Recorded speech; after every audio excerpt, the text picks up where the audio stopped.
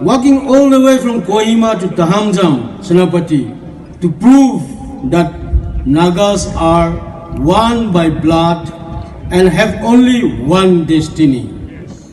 Workers, you are our hope, torch bearers, pillars and hope of Nagas. We respect and love you and so welcome you to Senapati once again. Your footprints become the remarkable landmark in the Naga history.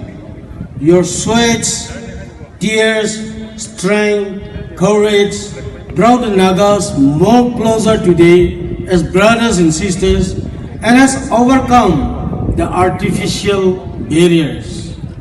Today as we gathered here under the theme, One People, One Destiny, we are a step closer to the fight for our history, identity and right.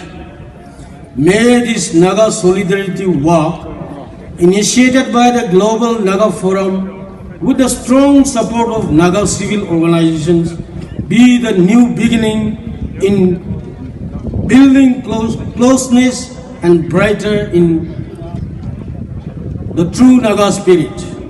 May our Almighty God grant Nagas lasting peace, unity, prosperity, stability and take us to the promised destiny.